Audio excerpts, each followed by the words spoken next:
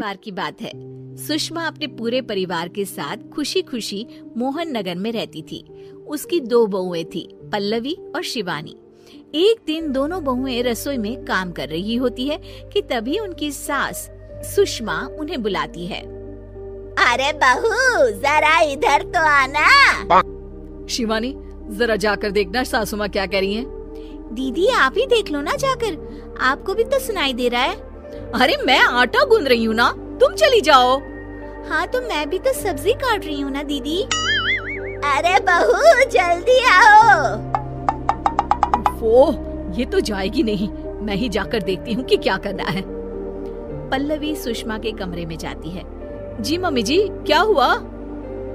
शाम को घर पर कुछ मेहमान आने वाले हैं, तो तुम अच्छा सा खाना बना लेना बहू।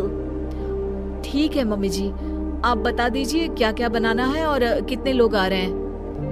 सुनील की मौसी जी और उनका पूरा परिवार आ रहा है।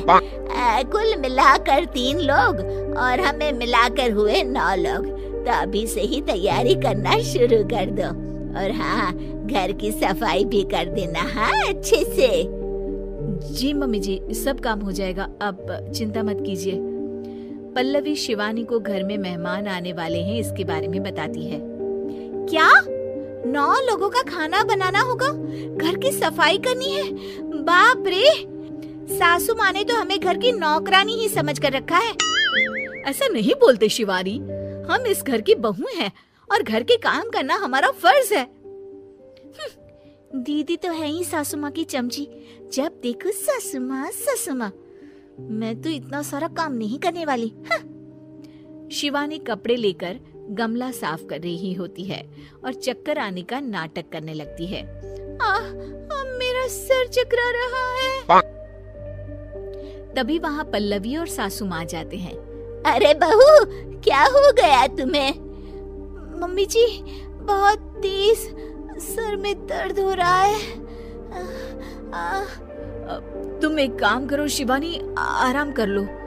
नहीं नहीं दीदी, घर में मेहमान आने वाले हैं, मुझे आपकी मदद करनी चाहिए।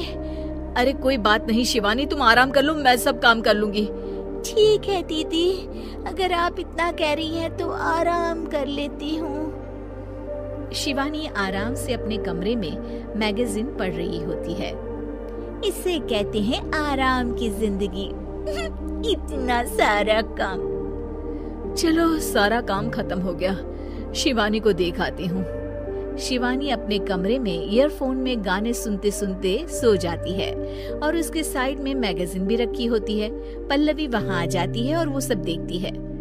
ओहो, तो मतलब सब काम चोरी का बहाना था। अभी बताती हूँ इसको। घर का सारा काम मुझे करना पड़ा और ये महारानी यहाँ मैगजीन पढ़ रही है, गाने सुन रही है। पल्लवी रसोई से एक प्लेट और चम्मच लेकर आती है और शिवानी को थाली बजाकर उठाने लगती है। शिवानी अचानक से उठती है। उठ गई महारानी, गाने भी सुन लिए, मैगजीन भी पढ़ ली। तुम तो बहुत बड़ी झूठी निकली शिवानी। तुमने सर दर्द का बहाना बनाया ताकि काम करने से बच सको। हाँ बनाया बहाना, तो क्या करती, इतने सारे काम करती। मुझे कोई शौक नहीं है चापलूसी का। क्या चापलूसी? तुम्हें लगता है कि मैं सारे काम चापलूसी के लिए कर रही हूँ? और नहीं तो क्या। तभी वहाँ सासू माँ आ जाती हैं। अरे बहू, वो लोग बस आने ही वाले हैं, तुम तैयारियां कर लो। जी सासू माँ, तुझे तो मैं बाद में देखती हूँ। सब खाना खाने बैठते हैं और खाना शुरू करते हैं। तभी सुनील की मौसी बोलती है। वाह भाई वाह, खाना तो बहुत ही अच्छा बना है सुषमा जी, एक एक चीज में क्या स्वाद है। ये सुनकर शिवानी मुंह बना लेती है। उसे अपनी जेठानी की इतनी तारीफ रास नहीं आती। आपकी बहुएं तो बहुत ही अच्छा खाना बनाती हैं। हाँ, बनाती तो दोनों ही अच्छा है, पर आज ना ये सारा खाना बड़ी बहू ने बनाया है।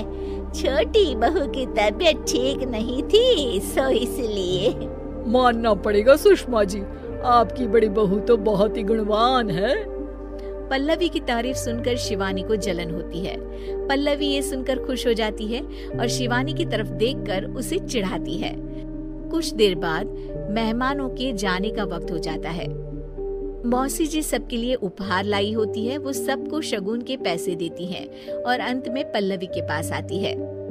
तुम्हारे लिए शगुन का लिफाफा तो है ही, पर बहू तुम्हें एक और उपहार भी मिलेगा इतना अच्छा खाना बनाने के लिए। मौसी अपने सोने के कंगन निकालकर पल्लवी को पहना देती है। ये लो, ये मेरे मनपसंद कंगन है, अब से ये तुम्हारे हुए। धन्यवाद मौसी जी। ये देखकर शिवानी तो पूरी तरह से जल जाती है और गुस्से से रसोई में चली जाती है। तभी वहाँ पल्लवी आ जाती है और उसे अपने कंगन दिखाने लगती है। देवरानी जी, अब आपका सर दर्द ठीक तो है ना? मुझे लगता है कि अब सर दर्द शुरू हो गया होगा आपका।